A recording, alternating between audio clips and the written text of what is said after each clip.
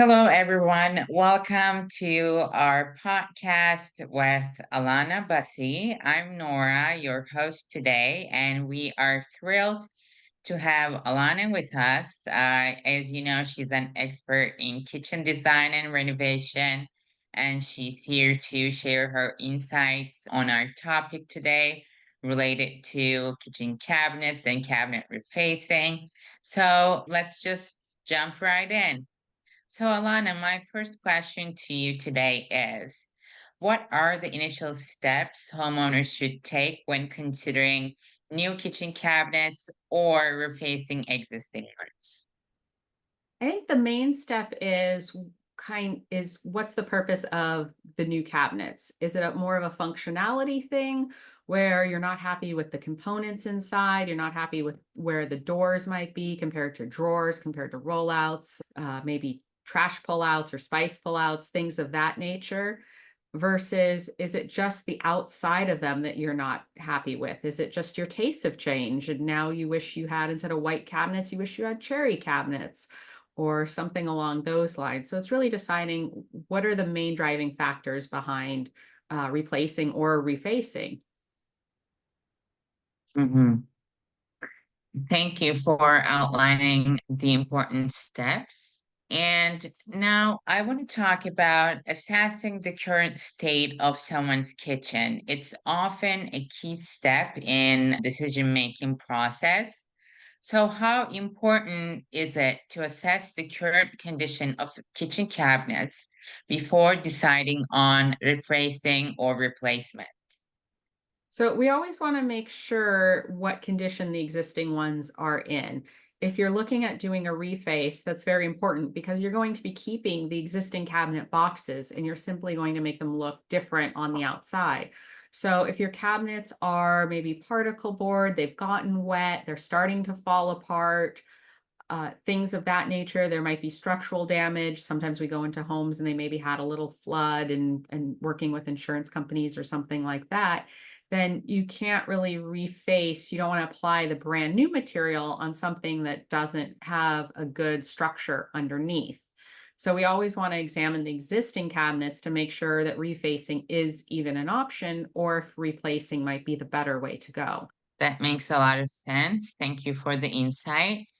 And I just want to talk about the different choices. What are the common reasons homeowners choose to replace rather than replace their kitchen cabinets? If you have a lot of elements in your kitchen that you love, so if you have your flooring that you love, and especially if you have countertops, if you installed maybe granite or quartzite or quartz countertops a few years ago, you really love that material in your backsplash and your sink and your faucet, and you really don't want to go through the process of changing those items, then refacing is a great way to give your kitchen that new fresh look and kind of change the style a little bit versus having to do new cabinets. The other thing is it cuts down on time. So if you're just going to reface the cabinets, it definitely saves a lot of time. So if you're trying to get this done, maybe before maybe hosting a wedding or a big event at your house or something like that, and you're a little more on a time crunch, the refacing is going to be a better option. When you do new cabinets, traditionally when you do new cabinets, you're basically going to do almost a whole kitchen remodel at that time because that does lead to doing countertops, backsplash, sinks, faucets. Sometimes you wind up changing out appliances, changing out electrical and other things, versus the refacing is a little bit more of a contained project. And so it does cut down on the time and it's more cost effective budget wise. Hmm. Very interesting perspective. Thank you. And I kind of want to talk about the trends and the appeal of your kitchen. So, what do you think the latest trends are in kitchen cabinetry that homeowners should be considering? So I think a lot of the trends right now is starting to mix paints and stains and having two or three or even four finishes, depending on the size of the kitchen, all in the one kitchen. You can see the kitchen behind me. We have some wood and some white. A few years ago, we were basically doing a lot of painted projects. So we were doing a lot of painted white cabinetry, and that was everything. All the cabinets were the same. Now you're seeing people want to go a little bit more towards the painted with doing some of the stained to give their kitchens a little bit more personality and give it a little more interest. Yeah, those trends sound very interesting. Thank you for sharing. And choosing the right style is essential to create a cohesive and pleasing kitchen environment. So, how can homeowners choose the right style and finish for their kitchen cabinets to match their overall kitchen design? So we always want to look at the overall home. If you have a very traditional home or a transitional or maybe a Spanish or modern, and then trying to get something that kind of coordinates with the rest of the home so that everything has a nice flow throughout. Mm-hmm. Yes, great tips, great tips. And I kind of want to talk about the materials as well because I think they do play a crucial role in durability and aesthetics of kitchen cabinets. So, what are the most popular materials used in kitchen cabinet construction, and how do they affect style and durability, in your opinion? When we're doing new cabinets, traditionally we're going to do a cabinet box that's made of plywood versus particle board. Particle board is a cheaper option, but if it gets wet at all, it'll expand and it kind of disintegrates. It's basically like wood fibers, little tiny fibers that they kind of press together. So we see a lot of times we're doing the plywood because if it gets wet, it can last a lot better than the particle board. And then for the kitchen actual cabinets, we are seeing so many different options right now. We're seeing everything from staying with your woods of just like your cherries and your maples and mahoganies, naughty alders to laminate doors right now are kind of making a comeback where you have textured laminates that could look like exotic woods or maybe woods that you wouldn't normally find in a regular basis or solid colors. We're seeing some acrylic doors coming in, so more modern, maybe whites, blacks, blue color. And then we have our painted doors. So traditionally, our painted doors are going to be on maple. Maple is a very hard wood so that it doesn't expand and contract as much. But we are still seeing a little bit of painted oak cabinets coming back just in like bathrooms and smaller applications because the graining comes through a little bit, which gives a little bit of texture and a little interest. So we're seeing a lot of really great materials coming out right now and so many more options than there was maybe 5 or 10 years ago.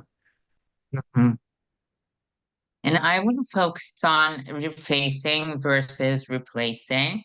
So, can you explain the difference between kitchen cabinet refacing and replacement?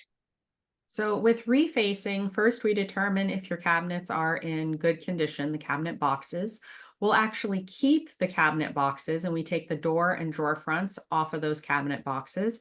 Those get disposed of, and then we order new door and drawer fronts to go on that are pre-finished in whatever we've decided. So if it's going to be maybe, let's say you had oak cabinets, honey oak cabinets to begin with, and we're going to order new cherry doors and cherry drawer fronts in a shaker door, maybe before you had an arched door. So you get a completely different look. And then we take the boxes of the cabinets. And so that's if you were to take your door and drawer fronts off, the boxes that are left in your home, we skin those with a real wood veneer. So they'll have a thin layer of pre-finished, let's say cherry wood with your whatever stain we've selected. That goes on top of the boxes. The new door and drawer fronts get installed. So you have a brand new look on the outside, but you keep the same configuration. So if you always had a bank of drawers to the right of the range, you'll continue to have that bank of drawers to the right of the range. We don't reconfigure anything. So that's kind of the very basic of a reface. Now, taking it one step further, sometimes we replace certain drawer boxes. If, let's say, the silverware drawers box is really worn out or a pot and pan drawer, you can go around and replace all of the drawer boxes.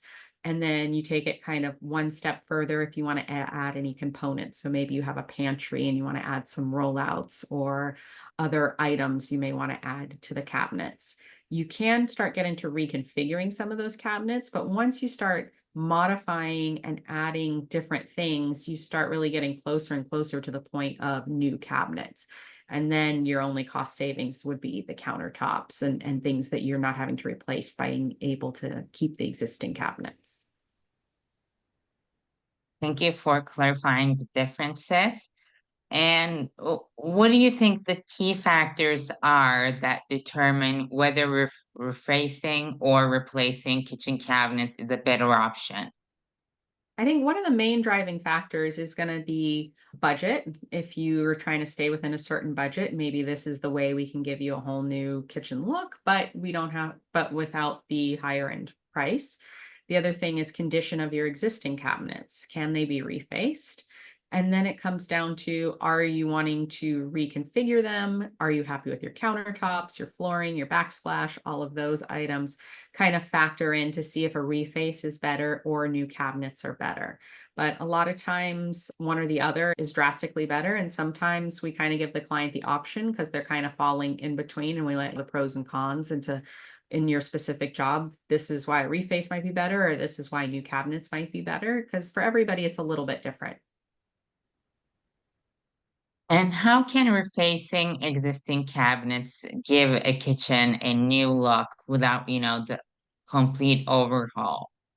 So if you look at your kitchen, most kitchens, when you stand there and you're looking at your kitchen, the surface you see the most is your cabinets. Countertops typically second, and you do see the flooring. But when you go walk into anyone's kitchen, your friend's kitchen, you see a lot of cabinetry. So that's going to be the biggest impact, is changing that cabinetry. And that's kind of how refacing makes a big impact on changing the look of your kitchen, is you're changing the element that you have the most of in your kitchen. So you really can get a very different look, especially if you're changing very drastically from maybe one material to another. So if you had a very honey oak kitchen before, and maybe we're going back with cherry with a black stain, you're definitely going to see a huge difference between the two of those when you see a photo of the before and the after. Mhm. And I want to talk about budgeting for a while because it's crucial for any renovation project. So, what are the typical costs associated with kitchen cabinets refacing compared to replacement? So it's really going to depend on the size of your kitchen and to what degree you have to do the reface. If we're just simply doing a reface of the door and drawer fronts and the cabinet boxes, are we getting into replacing the drawer boxes? Are we getting into adding different components, modifying cabinets? So, and then you get the cost savings if you're not going to also do a reface with countertops or reface countertops and flooring and things of that nature.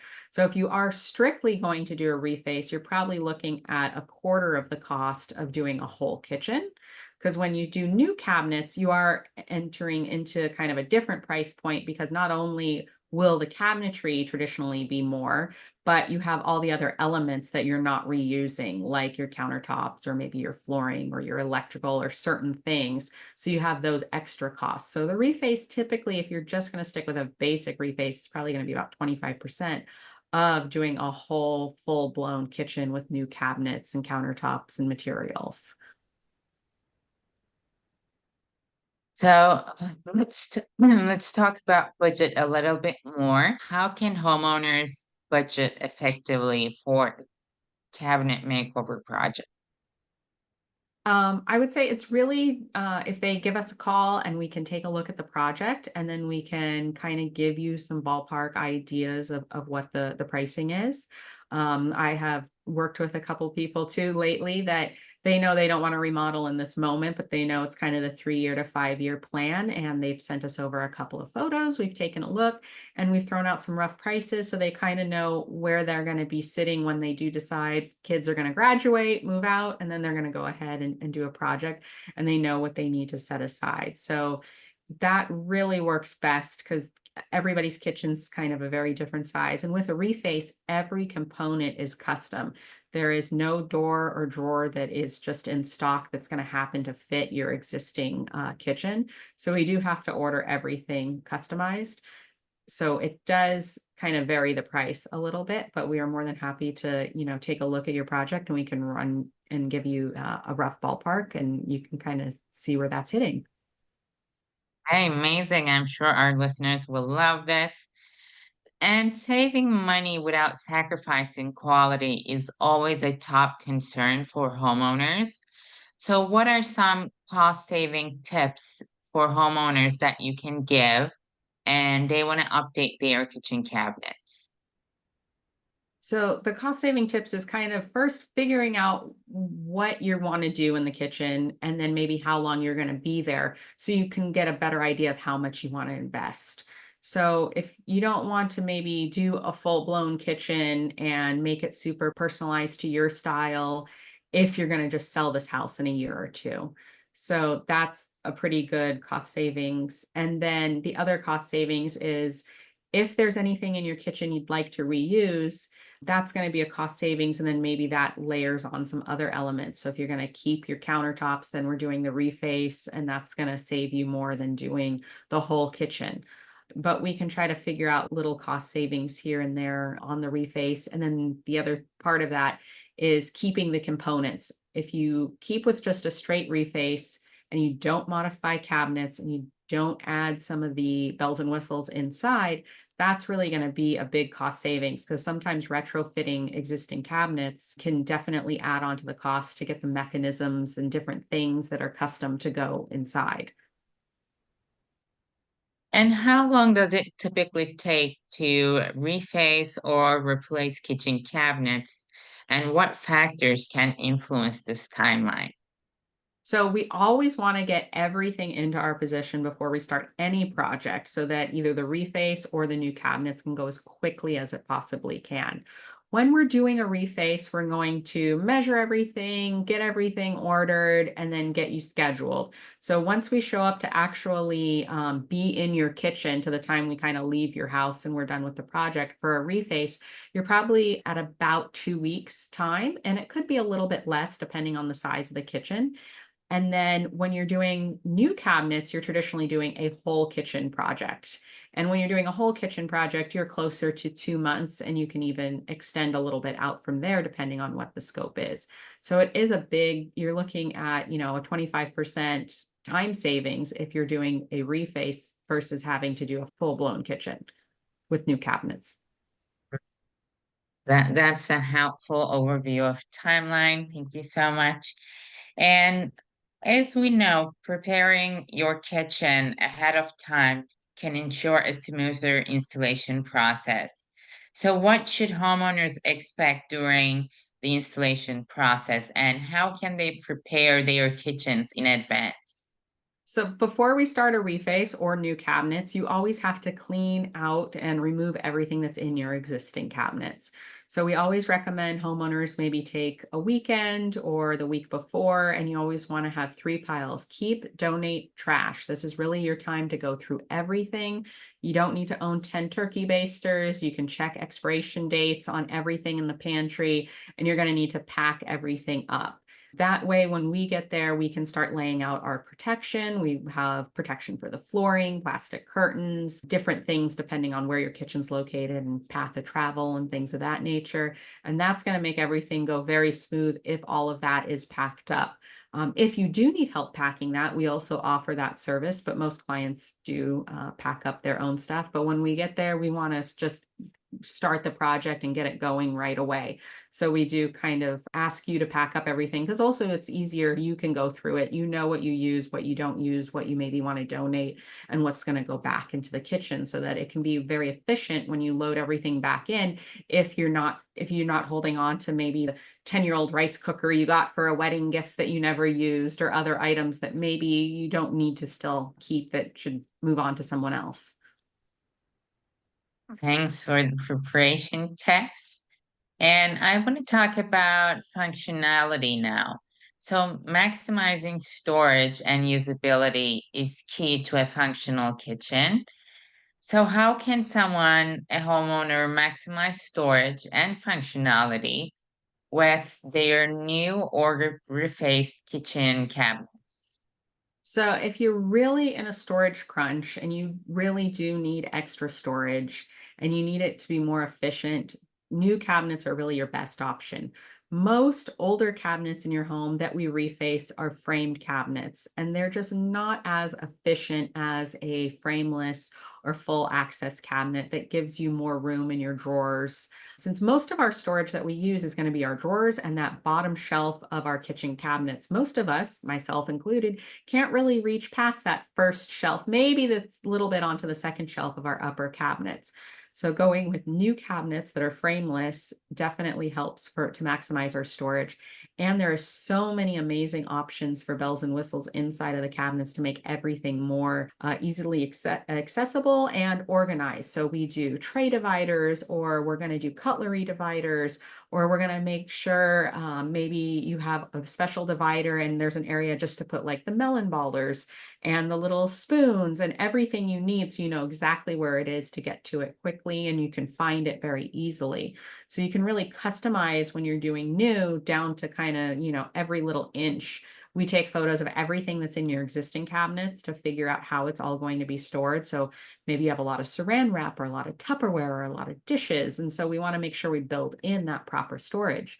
When we're doing a reface, we can modify some of those cabinets and we can add some bells and whistles back in. Sometimes you don't have options for certain components just because you need a certain size cabinet and maybe your existing cabinet is just frankly not big enough for me to get a certain, maybe a trash pull out. Maybe you just don't have any cabinet wide enough I could even retrofit a trash into. So, but we can add some in there, but you got to watch adding too many bells and whistles because then you start getting into the cost of new cabinetry. And what are some innovative cabinet features or accessories that enhance kitchen usability? So for usability is definitely our trash pullout. We see almost every kitchen wanting some sort of trash pullout. If it's just a single can, and it depends where they live. Some just want a single can, some want to do trash and recycling. And now we're even getting trash recycling and composting is becoming more and more popular out here. So we add all of those in. The other thing is our spice pullout. And when I say a spice pullout, people think, oh, well, I don't use spices that often, or things of that nature. But a spice pullout is probably also going to have oils and vinegars and other things in it. So a lot of times it's next to the range or the cooktop. You'll pull it out. Maybe you'll have your salt and pepper and your main spices on the top. And then underneath, you'll have a bigger storage area. And that's where my olive oil and my avocado oil and my vinegars and all of those kind of things. So I can get to them very easily. The other thing is you want to kind of keep a lot of that stuff maybe down lower. The cabinets to the left and the right of the hood tend to get a little warm from all the heat coming off. And there are certain spices that aren't really supposed to get warm, or they can change flavors or not, maybe not be as potent. So we try to keep our spices and our oils and our vinegar more in a kind of a cooler area so that they last as long as possible. Wow, that's amazing. And now I want to talk about value and benefits. So, upgrading kitchen cabinets can impact the overall home. And I want you to tell our listeners, how can it increase or impact the overall value of a home when we update our kitchen cabinets? So most of the time people look at the kitchens and the bathrooms when you go to sell your home. So if you have newer kitchen cabinets, nice countertops, those kind of things, it seems like those homes are selling a lot faster than maybe some other homes, and you're getting more bang, back off of those when you do go to sell, because a lot of times when people want to move in, they just want to move in and be done. They don't want to deal with anything. They want it livable, they want it nice. So especially with a reface, if you are going to sell, maybe in the next year or something like that, doing a reface is great because when people walk into your house, they're going to think they're brand new cabinets. Most of the time, they're not going to figure out that you actually have the exact same layout as the house that's maybe, listed a little bit less than yours down the street. They're just going to look at yours and think, wow, it's all new cabinets. They're not going to really look inside and see that they're maybe the original cabinets. And the time saving. So it's being able to be done a little bit sooner. When you're doing new cabinets, you definitely see also that helping the impact of your home's value. And it's kind of for the same reason. When people walk in, it's wow, it's a new kitchen. They don't have to do anything. Your house is turnkey. People are okay painting or replacing floors when they move in, but a lot of times people don't want to go through the 2 weeks for the reface or the 2 months for the whole kitchen remodel. So if you already have that done, they're definitely going to see value in that. Plus, that's just rolled into the cost of the property. So that's just now part of their mortgage. They don't have to come up with all of that money at once. That's maybe going to add a little bit onto their mortgage payment that they're already paying. So they kind of get to spread out the payment. So maybe they wouldn't have been able to afford to buy your home and pay for the remodel at that moment. And are there any specific cabinet upgrades that provide a significant return on investment? I would say it's just kind of the way it looks on the outside. When people are shopping for homes, they just want to see it being nice on the outside, clean on the inside. They don't want to see anything sticky or old shelf paper or anything like that. And can you share like some success stories or examples of dramatic transformation achieved through cabinet refacing or replacement? So with refacing over the years, we've definitely seen pretty dramatic changes where we've gone into homes and by the time we reface it, it looks completely different. The homeowner's inviting people over, their sister comes over and they think they did a whole new kitchen when all they really did was reface. We even kept the same countertops, but she swore the whole thing was new because it was just so dramatically different. And then when you do a new kitchen, everybody sees everything being just so different, and especially the homeowners, just how much more functional it is, that they're not spending 10 minutes looking for the potato masher. It has its own spot, or the saran wrap, or everybody now in the house knows where everything goes, or being able to get things more easily. So maybe you're not bending down as far or having rollouts or pullouts so that you're not climbing into the back of the cabinets. So you definitely see a big difference with new cabinets and refacing. Mhm. It sounds amazing. And I want to know, what advice would you give to homeowners to ensure a smooth and successful kitchen cabinet project? The smoothest way to ensure a project is to make sure you have everything before you start. So you never want to start a project and then wait for stuff to come in because unfortunately there can be delays, or if it's shipping across the country, maybe it shows up a little bit later than you expected, or God forbid it ships across the country and UPS or FedEx or somebody loses your package. You wouldn't want your kitchen to be halfway under construction and then not have those products. So if you get the products in, if it's refacing materials or it's the new cabinets or whatever's going into your project, we're able to get them in. We're going to get able to open those boxes up and make sure everything's right. So we want to make sure if you ordered your cherry with the, nutmeg stain on it and we open it, it's actually the cherry doors with the nutmeg stain and the shaker door style or whatever it might be before we start the project, because that can delay things if we do have to reorder items or try to find items that are lost in transit or things of that nature. So it's great if you have maybe a spot in your garage and we're able to kind of stage everything, open everything, make sure even your cabinet knobs and pulls when you're doing new cabinets or refacing, we'll a lot of times put brand new knobs and pulls. A lot of times we'll mix sizes. So we want to make sure all of those have come in, that everything's been checked in, that we have our 5 4-inch pulls, we have our 10 9-inch pulls, we have our 2 appliance pulls, whatever's going into the project. So that later on we don't have to try to figure that out or find it or have issues. Hmm. That's excellent advice for the homeowners. And lastly, what are some common mistakes to avoid when planning a cabinet refacing or replacement? I would say for the refacing, the common mistake is sometimes people want to do refacing on cabinets that maybe aren't in great condition. They're falling apart, they've had a bunch of water damage, just different issues where you don't want to reface something just to reface it. You really got to make sure the substructure is going to be able to handle it and it's going to do well with it.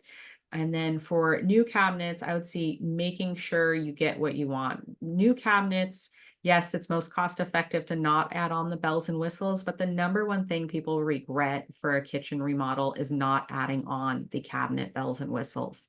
Yes, you can go to Target and buy a divider that holds your silverware, but it is never going to fit as much as well as the one that comes from the cabinet company that's custom done, that's divided exactly how you need it with the exact space and everything laid out.